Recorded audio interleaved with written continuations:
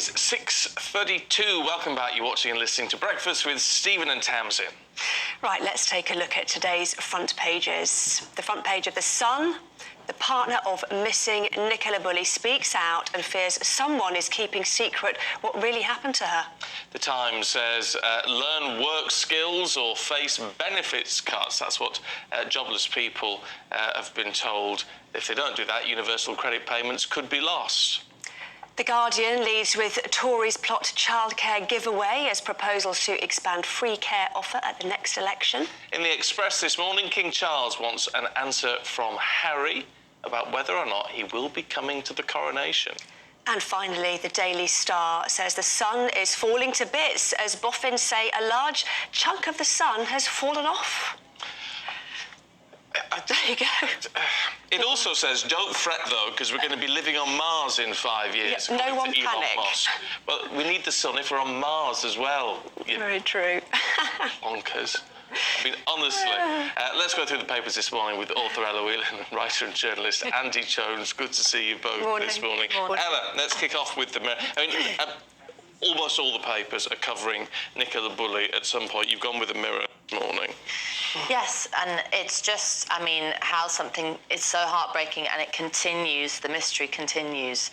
And Nicola's husband, Paul Ansell, yesterday talking to Channel 5, basically talked about how the fact that he's just not convinced that the theory that she's fallen into a river by accident is true. I mean, obviously the divers who have given up their time and the professionals who have gone in and searched the water have, as he puts it, thankfully found nothing. And there's always, with a family who have someone missing, that horrendous kind of tension between, on the one hand, wanting an answer, even if it's the answer that you never want, and on the other hand, holding out hope, and actually it can be the hope that's most painful for people. And he is, and her other, friends and family members are calling on people to check local houses and local buildings. There is, the family have a sort of a desire to at least rule out the possibility that she is somewhere still in the kind of locality, and that, who knows what might have happened. Maybe she's lost, or maybe something more untoward has happened.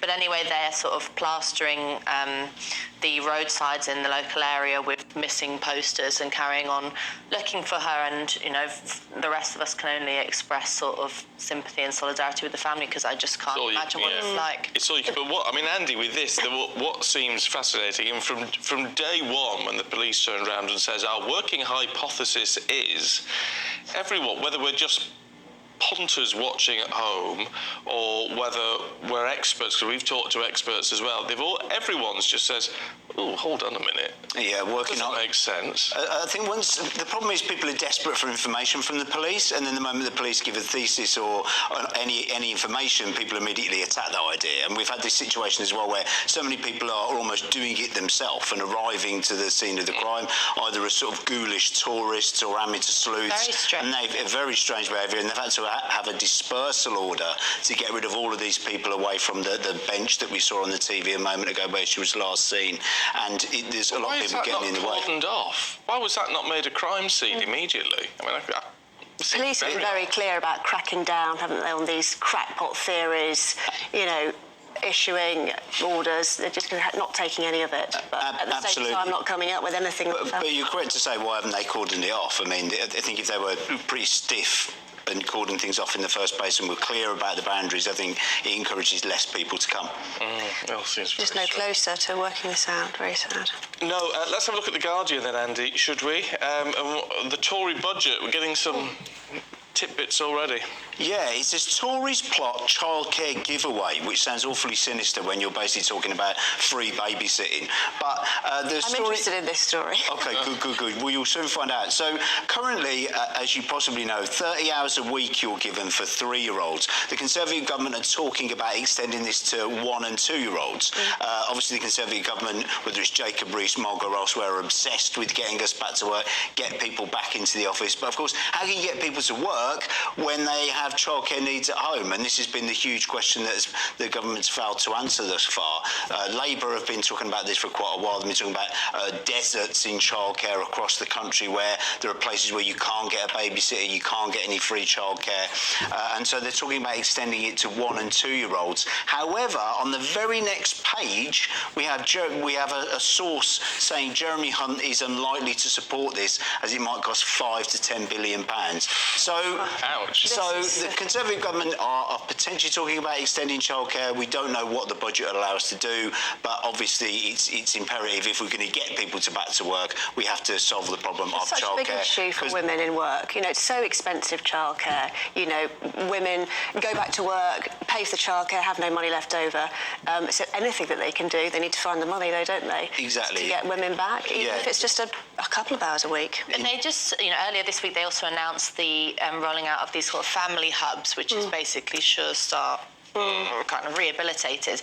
If I was, same as you kind of look at what you get paid and what it costs for childcare, and you've got, if you're lucky, you've got pennies at the end of it. Yeah. But rather than rolling out these family hubs for 0 to 19-year-olds, which is bizarre, where you kind of the focus is on, as I read a few days ago, breastfeeding support and things like that. Like, oh my God, leave me alone and just give me a nursery place. Just pay for a childcare place where I can come and have a few hours, maybe get back into the office or things like that. So the government loves wasting money in areas where it isn't needed and then saying, oh, the coffers are empty when it comes to the necessity. Yeah, they're almost two different things, aren't they? The people who need the help at the beginning with the babies and women getting back into work, but we need it all. See, my only expertise on this is my sister-in-law runs a nursery. Okay.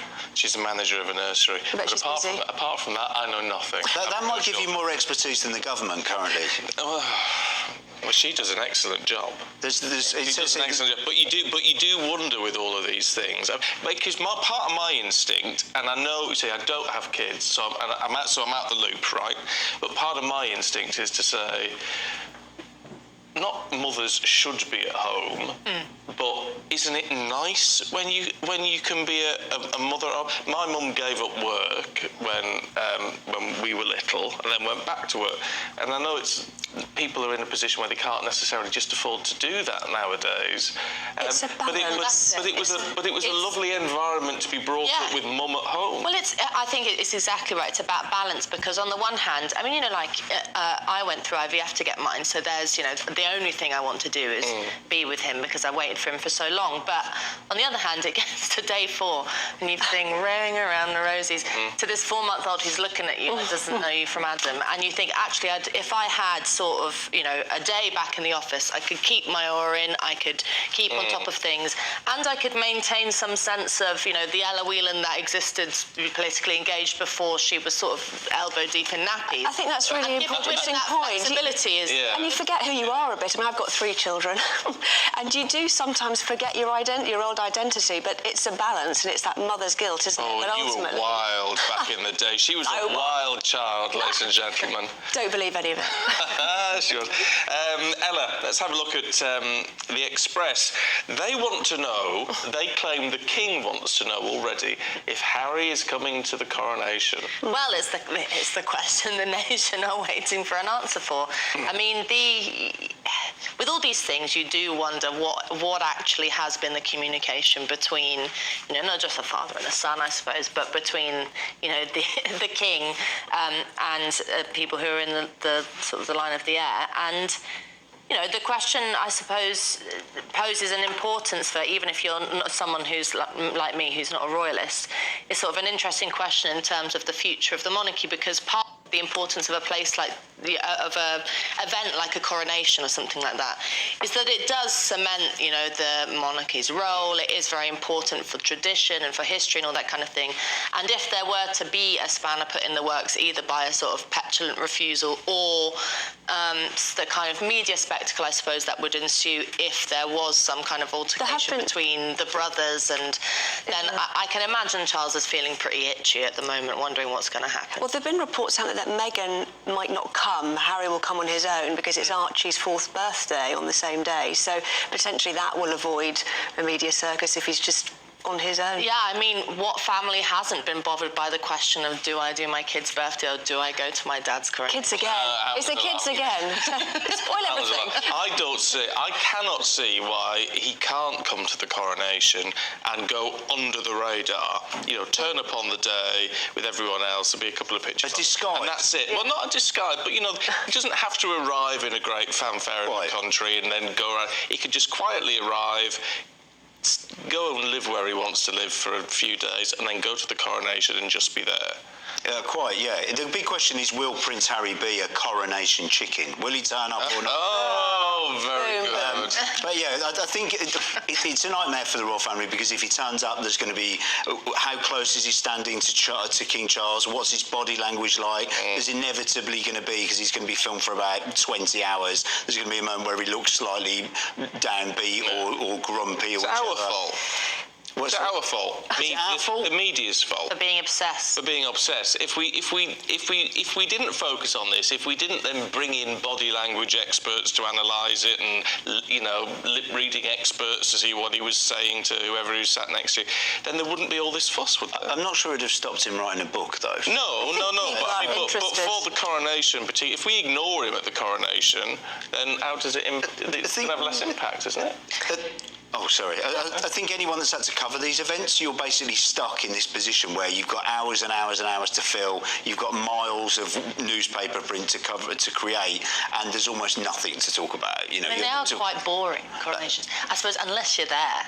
You're watching it. You do rely on people, you know, the two of you to spice it up by saying, oh, look at that nice button, or oh, look, what do you think they're saying, you know, because these, like any big event, they can be a bit dull. But I think you're right. We do have, as much as Harry and Meghan and the royals have an obsession with themselves, we do seem to have an obsession with them, and probably it's not going anywhere at the moment, is it? He probably won't sit near them now. He's gone down the ranking anywhere, probably the other side of the hall. Who knows? Yeah, find out. Not long to wait. No, not that long to wait. Let's have a quick look at I'll tell you what, let's look at Boris Johnson, Andy, in the Telegraph, should we?